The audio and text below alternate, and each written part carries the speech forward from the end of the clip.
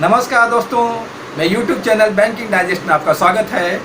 मैं अपने चैनल पर बैंक संबंधित वीडियो पोस्ट करता रहता हूं। आज मैं बहुत ही इंपॉर्टेंट टॉपिक्स केवाईसी डॉक्यूमेंट के बारे में वीडियो पोस्ट करूंगा और किस अकाउंट में कौन सा केवाईसी डॉक्यूमेंट लेना है, उसका कस्टमर ड्यू डिलिजेंस कैसे करना है, डॉक्यूमेंट का वेरिफिकेशन कैसे करना है, इस सब के बारे में विस्तृत जानकारी दूंगा। अतः मेरे वीडियो को अंत तक जरूर देखें। अगर अभी तक मेरे चैनल को सब्सक्राइब नहीं किए हैं तो सब्सक्राइब करें और बेल आइकन जरूर दबा दें। आइए अब केवाईसी डॉक्यूमेंट संबंधित विस्तृत जानकारी प्राप्त करते हैं।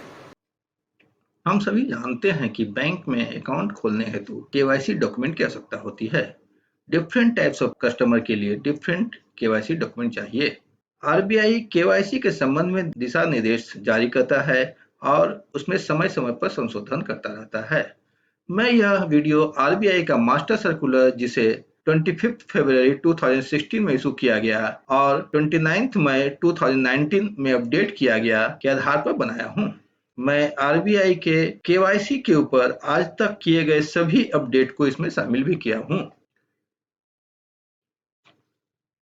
किसी भी व्यक्ति, कंपनी, फर्म या संस्था का बैंक अकाउंट खोलने हेतु उसके बारे में विस्तृत जानकारी प्रस्तुत करना होता है। बैंक आवश्यक डॉक्यूमेंट प्राप्त करने के बाद ही खाता खोलती है और उसके संचालन की अनुमति देती है। ओवीडी अर्थात ऑफिशियल वैलिड डॉक्यूमेंट कस्टमर के आइडेंटिफिकेशन और एड्रेस प्रूफ के लिए लिया जाता है। गवर्नमेंट ऑफ इंडिया 13 फरवरी 2019 में गजट नोटिफिकेशन के द्वारा पीएमएलए एक्ट में अमेंडमेंट किया था।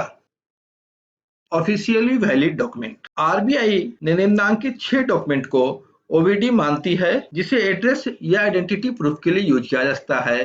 पहला, पासपोर्ट विद इन वैलिडिटी। दूसरा, driving licence within validity होना चाहिए। तीसरा, आधार नंबर या आधार का प्रूफ। चौथा, वोटर आइडेंटिटी कार्ड। पांचवा, job card issued by NREGA. और छठा, नेशनल पॉपुलेशन रजिस्टर के द्वारा इशू किया गया लेटर, जिसमें नाम और पता होना चाहिए। इन 6 डॉक्यूमेंट को ओवीडी के रूप में स्वीकार किया जाता है। OVD for limited purpose of proof of address. अगर कस्टमर के द्वारा प्रस्तुत किया गया ओवीडी में अपडेटेड एड्रेस नहीं है तो लिमिटेड पर्पस हेतु नीचे दिए गए डॉक्यूमेंट को एड्रेस प्रूफ के रूप में लिया जा सकता है। पहला, यूटिलिटी बिल, जो 2 महीने से ज्यादा पुराना नहीं होना चाहिए।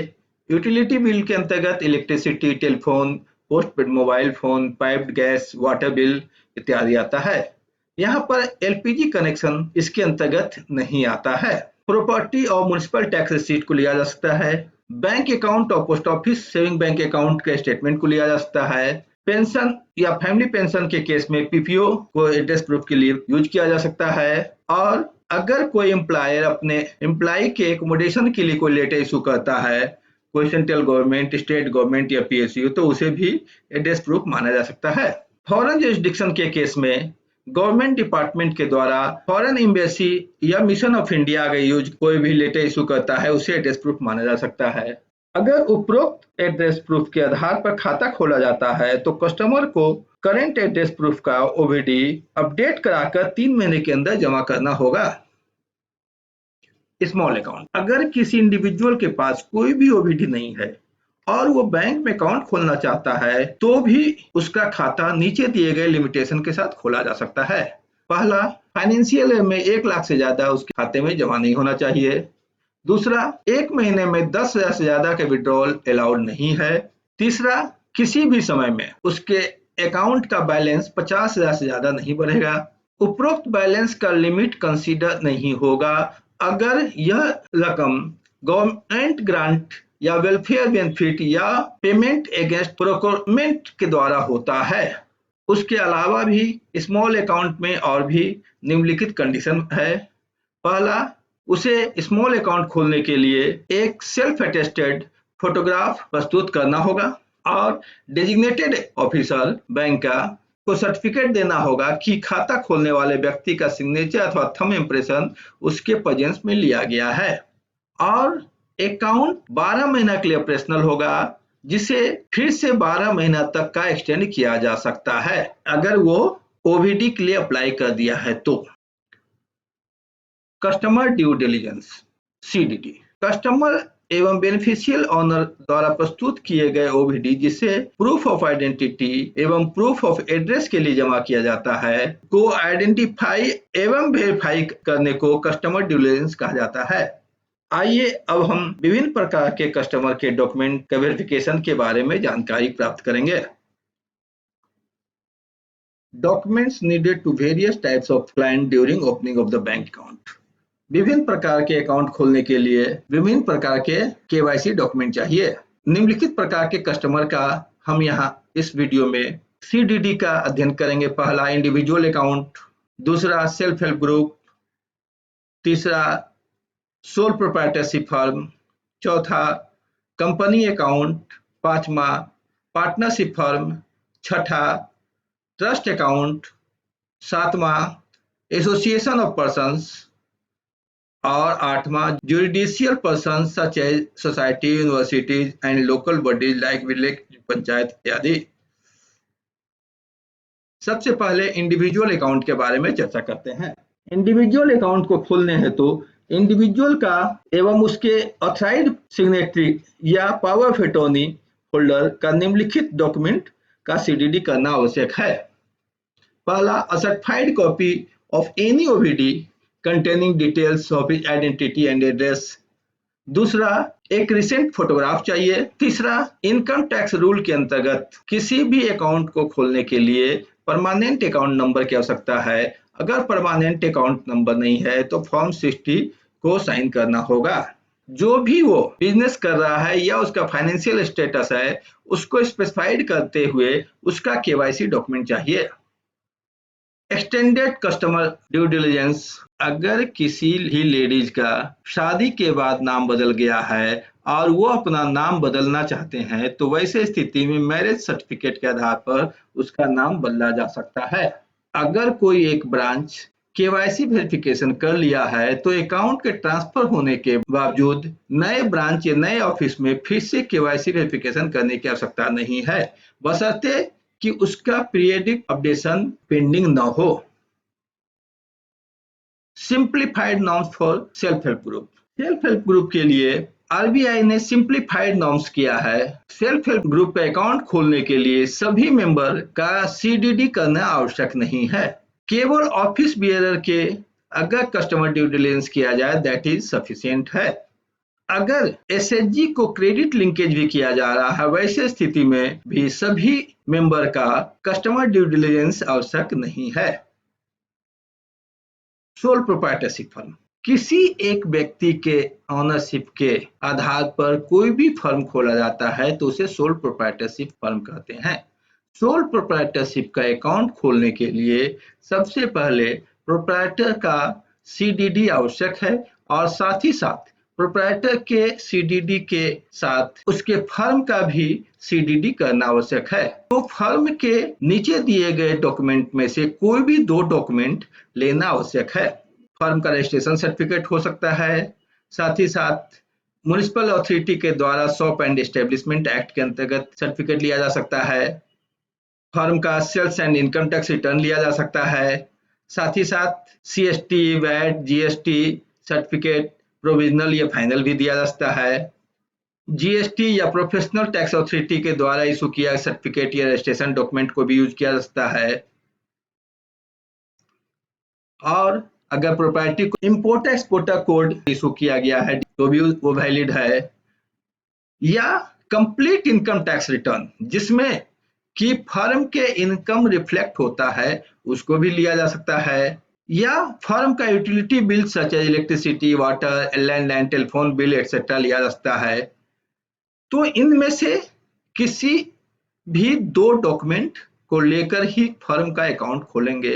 अगर बाय द वे उपरोक्त 2 डॉक्यूमेंट उसके पास नहीं है तो भी एक डॉक्यूमेंट पर भी हम खाता खोल सकते हैं, बशर्ते कि बैंक के ऑफिशियल उस पर सेटिस्फाइड हो और वो इस बात का वेरिफिकेशन करेगा बैंक ऑफिशियल कि उसका फर्म का जो एड्रेस और बिजनेस एक्टिविटी जो डॉक्यूमेंट में दिया गया है वो सही है।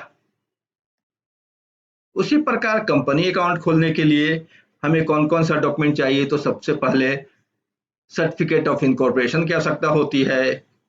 Memorandum and article of association चाहिए, और कंपनी का परमानेंट अकाउंट नंबर भी आज के डेट में जरूरी है, और आरओसी के द्वारा दिया गया कंपनी आइडेंटिफिकेशन नंबर सीन भी आवश्यक है कंपनी अकाउंट खोलने के लिए। बैंक में अकाउंट खोलने के लिए बोर्ड ऑफ डायरेक्टर का रिजोल्यूशन चाहिए, जिसके अंतर्गत वो लिखा रहेगा कि इसे इस बैंक में अकाउंट खोलना है और उस अकाउंट का ट्रांजैक्शन कौन करेगा वो मेंशन होगा। जिस आदमी का अकाउंट पे ट्रांजैक्शन करने के लिए मैंडेट दिया जाता है, उस व्यक्ति का टोटल केवाईसी डॉक्यूमेंट वेरीफाई करना आवश्यक है। पार्टनरशिप फर्म खोलने के लिए कौन कौन सा डॉक्यूमेंट चाहिए ये हम देखते हैं। तो सबसे पहले कोई भी पार्टनरशिप फर्म का रजिस्ट्रेशन सर्टिफिकेट आज की डेट में आवश्यक है, और उसके साथ साथ पार्टनरशिप डीड तो लेंगे ही, और permanent account number partnership firm का होना चाहिए। उसके अलावा अकाउंट को जो भी व्यक्ति ट्रांजैक्ट करेंगे या जिसके फेवर में पावर ऑफ अटॉर्नी इशू किया गया है, उस व्यक्ति का टोटल केवाईसी डॉक्यूमेंट और सीडीडी आवश्यक है। ट्रस्ट अकाउंट खोलने के लिए कौन कौन सा डॉक्यूमेंट चाहिए? तो पहला ट्रस्ट का रजिस्ट्रेशन सर्टिफिकेट चाहिए, दूसरा ट्रस्ट डीड की आवश्यकता होगी, ट्रस्ट का पैन होना चाहिए, या पैन नहीं है तो फॉर्म 60 पर साइन होगा, और जिस व्यक्ति को ट्रस्ट के अकाउंट को ट्रांजैक्शन करना है या जिसके फेवर में पावर ऑफ अटॉर्नी इशू किया गया है, उससे संबंधित सभी केवाईसी डॉक्यूमेंट आवश्यक है। एसोसिएशन ऑफ पर्सन, एक से ज्यादा व्यक्ति का ग्रुप अगर है तो वैसे स्थिति में उसका भी अकाउंट खोला जा सकता है, लेकिन वैसे स्थिति में उस एसोसिएशन या इंडिविजुअल के ग्रुप के का एक रिजोल्यूशन की आवश्यकता होगी अकाउंट खोलने के लिए, और अनइनकॉर्पोरेटेड एसोसिएशन या बॉडी ऑफ इंडिविजुअल का पैन चाहिए। अगर पैन नहीं है तो फॉर्म 60 पर साइन करना होगा, और पावर ऑफ अटॉर्नी की अकाउंट को ट्रांजैक्शन कौन करेगा, जिसके फेवर में पावर ऑफ अटॉर्नी दिया गया है या जो भी अकाउंट को ट्रांजैक्शन करेंगे उनसे संबंधित केवाईसी डॉक्यूमेंट की आवश्यकता है। Such information as may be required by the bank to collectively establish a legal existence of such an association or body or individual, अर्थात एसोसिएशन या बॉडी ऑफ इंडिविजुअल के लीगल एग्जिस्टेंस से संबंधित document की भी आवश्यकता है।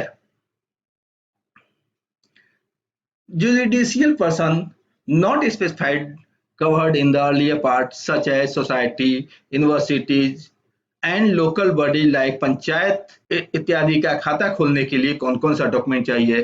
Document showing the name of the person authorized to act on behalf of the entity, और डॉक्यूमेंट जिस पर्सन के फेवर में पावर ऑफ अटॉर्नी दिया गया है या जो भी व्यक्ति उस अकाउंट को ट्रांजैक्ट करेगा उससे संबंधित सभी डॉक्यूमेंट चाहिए, और जिस तरह का भी कोई भी सोसाइटी है, यूनिवर्सिटी है, लोकल बॉडी है, तो उसके से संबंधित एस्टेब्लिशमेंट का लीगल एग्जिस्टेंस से संबंधित डॉक्यूमेंट आवश्यक है। Central KYC registry, central KYC registry centralise repository है जहां सभी केवाईसी रिकॉर्ड्स को मेंटेन किया जाएगा और उसे फाइनेंशियल सेक्टर यूनिफॉर्म रूप से इंटर यूजेबिलिटी के रूप में यूज कर सकेंगे। यह फाइनेंशियल इंस्टीट्यूशन और कस्टमर के बर्डन को कम करने के लिए है कि कोई भी एक फाइनेंशियल इंस्टीट्यूशन अगर एक केवाईसी को वेरीफाइड कर लिया है तो नया अकाउंट खोलने के लिए या दूसरे बैंक में ट्रांसफर करने के लिए उसे फिर से केवाईसी वेरिफिकेशन करने की आवश्यकता नहीं होगी, और किसी बैंक के द्वारा कैप्चर किया गया केवाईसी इंफॉर्मेशन को वो CKYCR के साइट पर शेयर करेगा और उस व्यक्ति के नाम से या उस फर्म के नाम से उसको टेम्पलेट वहां मौजूद होगा जिसे कोई भी फाइनेंशियल इंस्टीट्यूशन शेयर कर सकता है और उसके आधार पर अकाउंट खोल सकता है। Periodic updation of the KYC document, KYC document जमा करने के साथ साथ उसे पीरियोडिकली अपडेट भी करने की आवश्यकता होती है, अगर हाई रिस्क कस्टमर है तो वैसे स्थिति में 2 साल में एक बार उसे अपडेट करने की आवश्यकता होगी, और मीडियम रिस्क कस्टमर है तो 8 साल में उसे अपडेट किया जाना है, और लो रिस्क कस्टमर के केस में 10 साल में एक बार उसके केवाईसी डॉक्यूमेंट को अपडेट करना आवश्यक है। इस तरह से मैंने बैंक में अकाउंट खोलने हेतु जो भी नेसेसरी केवाईसी डॉक्यूमेंट की आवश्यकता थी या जिसका कस्टमर ड्यू डिलिजेंस करना था, उसके बारे में मैंने आपको विस्तृत जानकारी दी है। इससे ज्यादा अगर आप जानना चाहते हैं तो आरबीआई के नीचे दिए गए लिंक पर क्लिक करके विस्तृत जानकारी प्राप्त कर सकते हैं। अगर हमसे संबंधित इस वीडियो से संबंधित कोई भी कमेंट हो तो उसे कमेंट बॉक्स पर लिखें, मैं उसका रिप्लाई करूंगा। Thank you.